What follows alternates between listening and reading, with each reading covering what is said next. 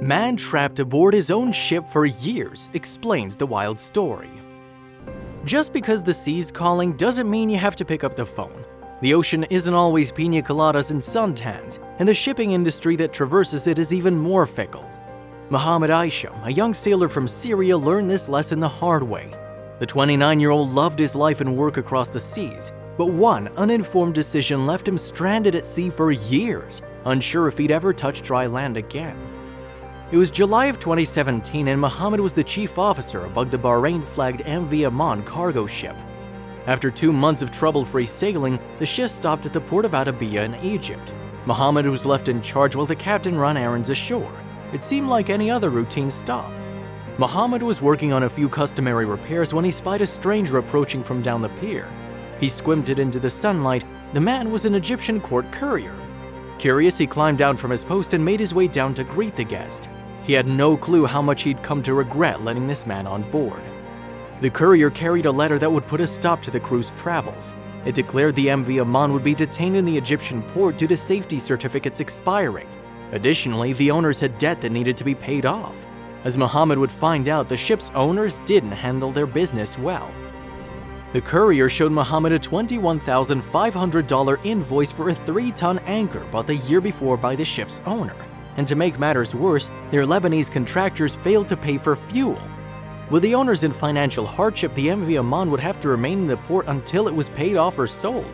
Since Mohammed was left in charge, he figured he could sign the official documents from the court courier.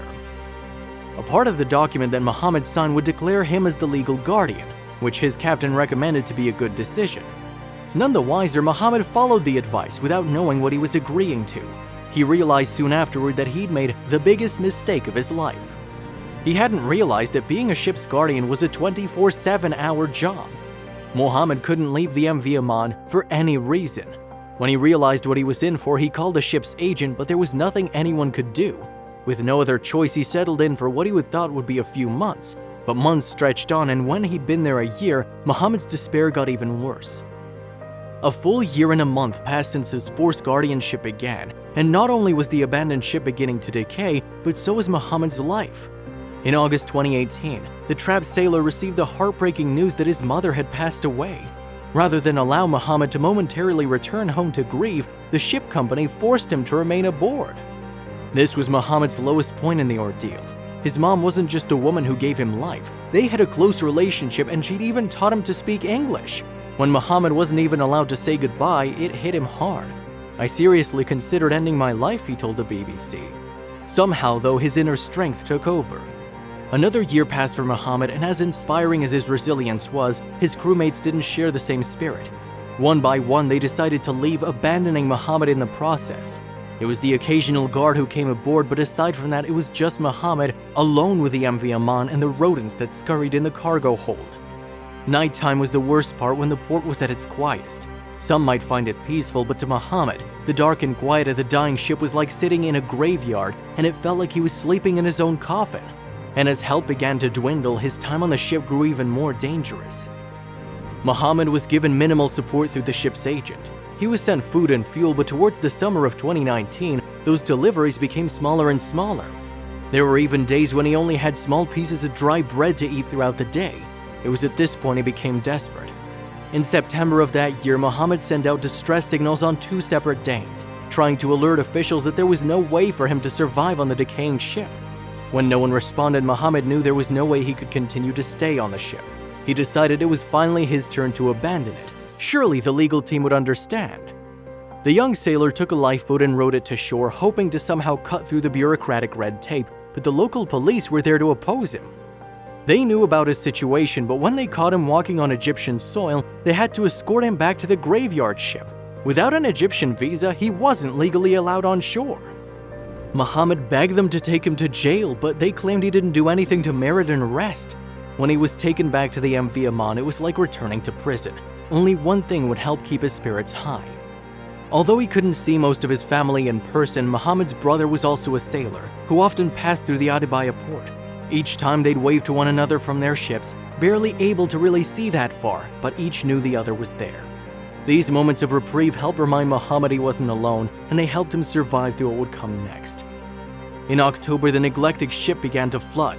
The already desperate Muhammad rushed to call for help, shouting "Mayday, Mayday" into the radio. As the ship began to sink with him still in it, a military patrol rescued him and took him to shore.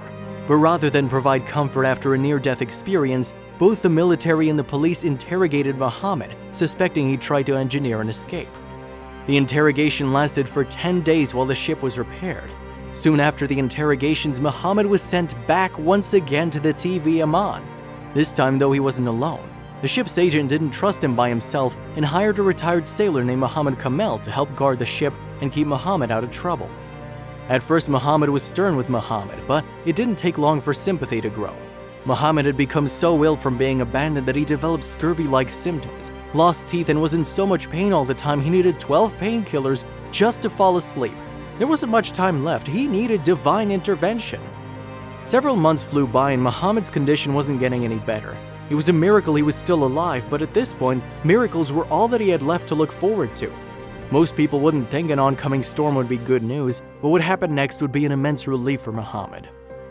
The storm arrived in the Adabiyah port in March 2020. It was so incredibly strong it blew the MV Aman 5 miles from its anchorage, just a few hundred meters from the shoreline. As terrifying as it was, Muhammad believed it was an act from God. He jumped overboard and swam his way to the safety of shore, where he was again met by police, this time with slightly better news. Seeing the shape he was in, local authorities were now more sympathetic to Muhammad's plight. Even after the storm settled, they allowed Muhammad to remain on land until sunset, and although they still had to send him back, they did give him another bit of support. From that point on, Muhammad was allowed to return to shore every few days to retrieve food and water and charge his phone. Since he could only legally come to shore by swimming through the port's waters, locals gave him the nickname Castaway, and his story began to spread. He soon gained another ally in his corner. Muhammad's case was not the first time a sailor had been abandoned, which is why the International Transport Workers Federation, or ITF for short, exists to support those who are being abused. The ITF began working on Muhammad's case in December of 2020, chipping away tirelessly every day at their goal to bring him home. ITF's Arab World and Iran Network coordinator Mohammed Arachedi worked with his ship owner, the Bahraini Registry, and the Egyptian authorities for months before they finally found a breakthrough in April 2021. Someone was found to replace Muhammad so he could finally return home. The ITF managed to find a union representative in Egypt to take Muhammad's place. It was enough to please the courts, freeing Muhammad from his legal shackles.